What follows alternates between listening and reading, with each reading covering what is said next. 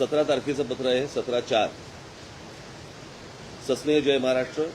राज्य शालेय अभ्यासक्रम आराखडा 2024 नुसार महाराष्ट्रात पहिलीपासून हिंदी ही भाषा अनिवार्य करण्यात येणार असल्याचे मी वाचले. आज मी स्वच्छ शब्दात सांगतो की ही सक्ती महाराष्ट्र नवनिर्माण सेना खपवून घेणार नाही. केंद्र सरकारनं सध्या जे सर्वत्र हिंदीकरण करण्याचे प्रयत्न सुरू आहेत ते या राज्यात आम्ही यशस्वी होऊ देणार नाही. हिंदी ही काही राष्ट्रभाषा नाही, ती एका देशातील इतर भाषांसारखीच राज्यभाषा आहे.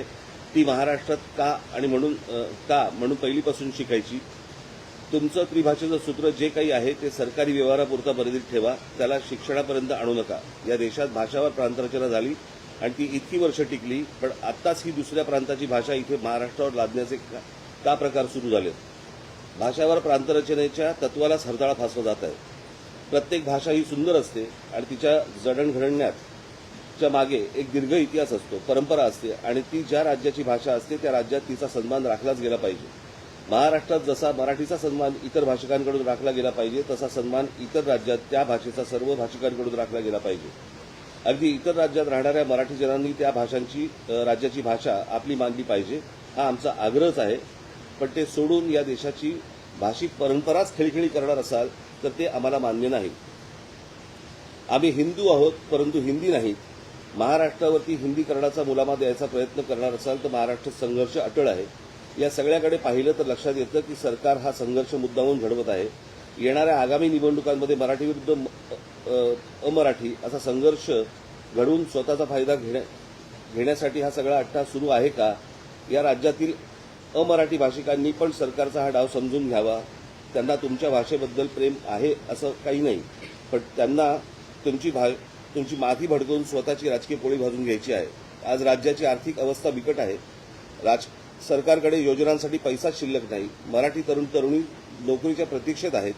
कर्जमाफी करून असं निवडणुकीच्या आधी सांगितलं, पण पुढे ती केलीच नाही. त्यामुळे कर्जमाफीच्या आशेवर असलेला शेतकरी निराश आहे आणि उद्योग जगताचे महाराष्ट्राकडे पाठ फिरवल्यासारखी परिस्थिती आहे. जेव्हा सांगण्यासारखे किंवा ठोस दाखवण्यासारखं काहीच नसतं तेव्हा फोडा आणि राज्य करा या ब्रिटिशांचा मंत्र इथे वापरला जातो. अशी शंका यावी अशीच पावलं सरकारकडून उचलली जात आहेत. बरं, हिंदी भाषेची सक्ती महाराष्ट्रातच का? ही अशीच हिंदीची सक्ती दक्षिणेच्या राज्यात कराल का? आणि करून तर बघा, तिथली सरकारं पेटून उठतील, पण इथलं राज्यातील सरकार आणि त्यातील घटक पक्ष निमूटपणे हे सगळं खपून घेतात. म्हणून ही सक्ती केली जात आहे. बाकीच्यांचं आम्हाला माहीत नाही, परंतु आम्हाला त्याच्याशीही देणं घेणं नाही. पण महाराष्ट्र नवनिर्माण सेना हे खपवून घेणार नाही. पुन्हा आजच सांगतोय, महाराष्ट्रात जर पहिलीपासून हिंदी भाषा शिकण्याची सक्ती इथे कराल तर ते खपवून घेतलं जाणार नाही. शालेय अभ्यासक्रमाचं हिंदीची पुस्तकं दुकानामध्ये विकू दिली जाणार नाहीत आणि शाळांना देखील ती पुस्तकं विद्यार्थ्यांना वाटू दिली जाणार नाहीत. याची नोंद शाळा प्रशासनाने घ्यावी. प्रत्येक राज्यात फक्त त्यांच्या भाषेचाच मान राखला गेला पाहिजे. उद्या सर्व राज्यांमध्ये मराठी भाषा पहिलीपासून शिकवाल का? नाही ना. मग ही जबरदस्ती इथेच का? हा मुद्दा टाळू नये असं माझं सरकारला आव्हान आहे. पण या आव्हानाला आव्हान देणार असाल आणि हिंदी लादणार असाल तर मात्र संघर्ष अटळ आहे आणि ज्याला फक्त सरकारच जबाबदार राहील. त्यामुळे सरकारने लोकभावनेचा आदर करत हा निर्णय मागे तात्काळ घेण्याचे आदेश द्यावे.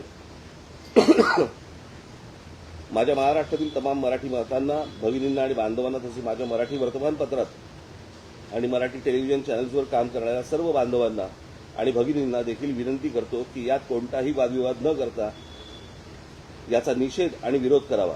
आणि हो, महाराष्ट्रातील इतर राजकीय पक्षांना जर थोडं जरी मराठी भाषेबद्दल प्रेम असेल तर ते देखील त्याला विरोध करतील.